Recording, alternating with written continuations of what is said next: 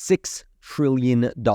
That's the total amount of cash that investors have on the sidelines as of 2024. The highest level of cash we've seen over the last 30 years. We've seen assets stored in money market funds go up from $5 trillion to $6.14 trillion.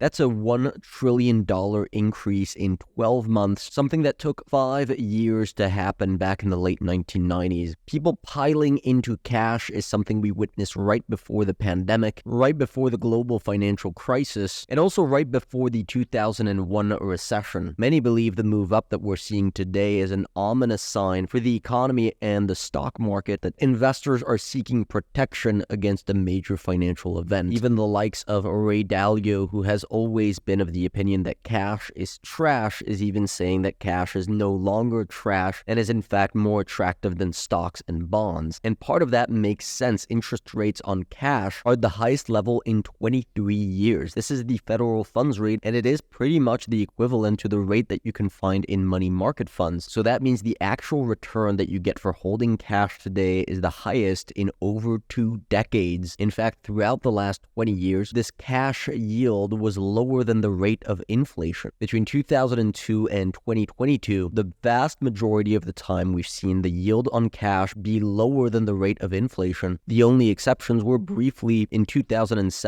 before the financial crisis and briefly in 2009 before the pandemic, where interest rates were higher than the rate of inflation. Currently, that's the case today, where interest rates are a full 2% higher than the rate of inflation. So unless you expect inflation to pick back up over the next year, cash is very likely to earn you a positive return, which is probably why investors like Ray Dalio are saying that cash is no longer trash. Just because cash is an investment with no risk, cash doesn't go up and down like the stock market does, and you can now finally guarantee that you're going to earn a return on that cash that isn't eroded by inflation. So that may be why people are piling into money market funds today, and why we've got $6 trillion worth of cash stored on the sidelines, not necessarily because investors are preparing for a big crash. In fact, the amount of money in money market funds expands. Some argue that the $6 trillion of cash that's stored up on the side is just waiting to be invested in the stock market and could actually push the stock market much higher from current levels.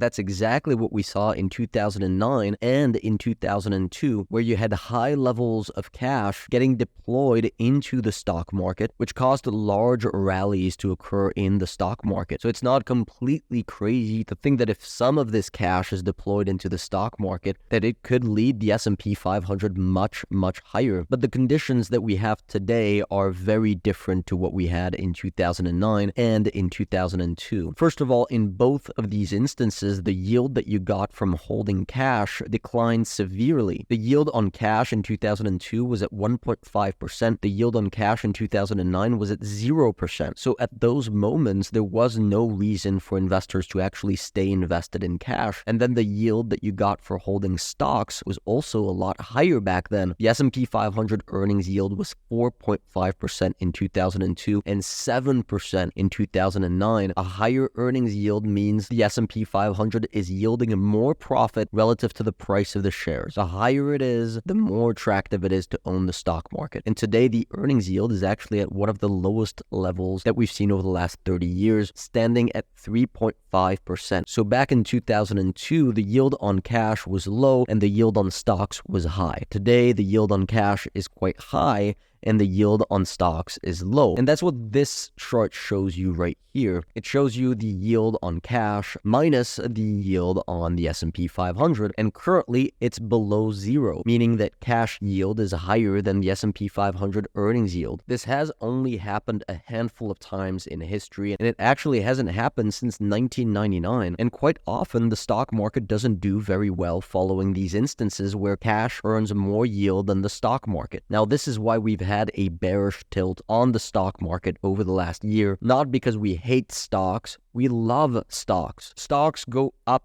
over the long run and are an incredibly effective way to build wealth. But we also understand that when cash is earning more than the stock market, it increases the risk in the market significantly. Now, we also have to keep in mind that in 1998, this spread was at the exact same level as today, and yet the stock market continued to rise for another 2 years after that in what we now know was the dot-com bubble. So while it's difficult to make the case that money market fund assets are going to decline and fuel a huge stock market melt-up, it is possible that money market fund assets continue to rise along a rising market, just like it did in the late 1990s, with more and more people going into cash, locking in a 5% yield instead of speculating that the stock market will continue. So investors concerned about a euphoric market today can join the frenzy in money market funds and lock in a fabulous 5% yield, because that's also not likely to last very long. When we look at the market's expectation of the future Fed funds rate in the next 6 months, that short-term interest rates will begin to decline. And so this could be an opportunity to take advantage of. The problem is that a 5% yield on cash is much less than the long-term average return of the S&P 500. So if you're not worried about a crash on the S&P 500, cash is still a bad investment. The more risk you take in the stock market, the higher the returns that you can expect. This is a simple chart that shows you the risk versus your expected return. Let's say you're investing in Bitcoin that has a lot of volatility and a lot of risk associated with it. You can also hope for a much higher return. The yield that you get for holding cash is right here. That's the risk-free return, where you've got zero volatility, but you do today have a 5% return. If you have $1 billion to invest, a 5% return with no risk is a great deal. But if you're an individual investor like most people that we have on the website, you're probably not looking for a free return. You want to be exposed to risk. That is what we focus on at Game of Trades, and why many of our trade ideas are focused on assets that do have more volatility associated with them, like emerging market stocks, cryptocurrencies, and commodities that are in high demand like uranium. That is where we can find exposure to risk and hopefully higher returns. To give access to our service to everyone at a reasonable price, we are doing a flash sale on our service. Don't miss it.